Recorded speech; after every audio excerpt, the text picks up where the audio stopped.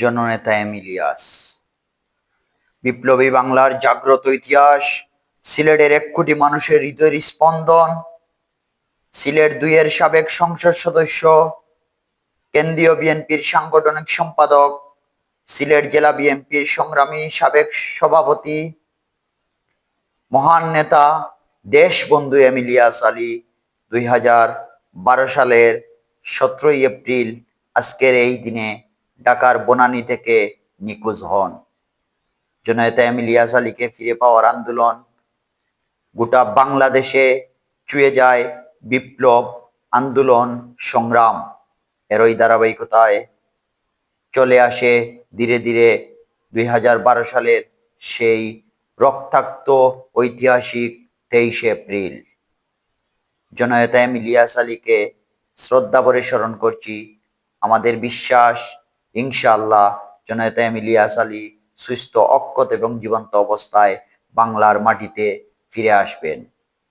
জননেতা এম ইলিয়াস আলীর সন্ধান কামনায় আপনাদের স্মরণে আপনাদের আমি আমার স্বরচিত একটি কবিতা আবৃত্তি করে আপনাদের আমি জানিয়ে দিচ্ছি।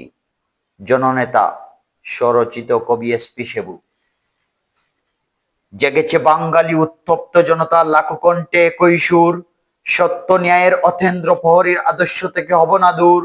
90-এর ওই মহানায়ক স্বৈরাচারের আতঙ্ক, তুমি হিনাই অসহায় জাতির কে দূর করিবে শঙ্ক। তোমার আগমনে বাংলার করে করে বিপ্লবী জনতার উল্লাস, সেই তুমি আমাদের মহান নেতা জননেতা এম ইলিয়াস। তুমি তো ছিলে ন্যায়ের প্রতীক, করণী কবু বয়, তুমি বলতে সংগ্রাম করো, জয় হবে নিশ্চয়। তুমি তো বলেছিলে শৃঙ্খলিত করা যাবে, করব না মাথা নত, আজ তোমার অনুসারী হয়ে সংগ্রাম করছি অবিরত।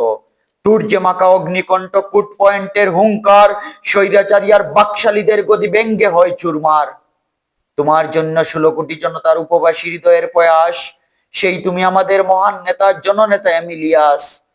টিপাইবাদের প্রতিরোধে তুমি আপোষহীন এক মহাবীর, আধিপত্যবাদের গুড় বিরোধী ছিল উন্নত এই শীত।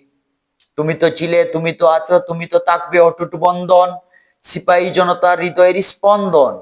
তোমার জন্য শত যাতনা, মহা দুঃখ, শত বেদনা, কাটতে পারি কারাবাস, সেই তুমি আমাদের মহান নেতা জননেতা এম ইলিয়াস।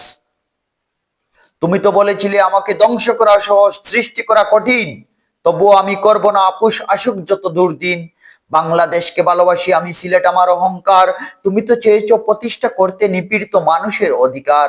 তোমার কথায় থমকে যায় সুরমাবাসী আর জল, পাক পাকালি গুঞ্জন ছেড়ে বন্ধ হয়ে যায় কোলাহল।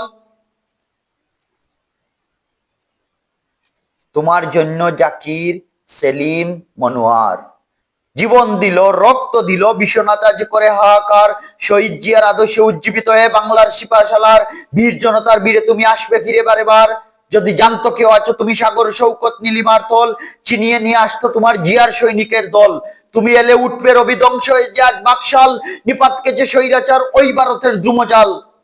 তুমি হিনা বিমর্ষ এই বাংলার আকাশ বাতাস, সেই তুমি আমাদের মহান নেতা জননেতা এম ইলিয়াস। ধন্যবাদ সবাইকে। বাংলাদেশ জিন্দাবাদ, এম ইলিয়াস আলী জিন্দাবাদ।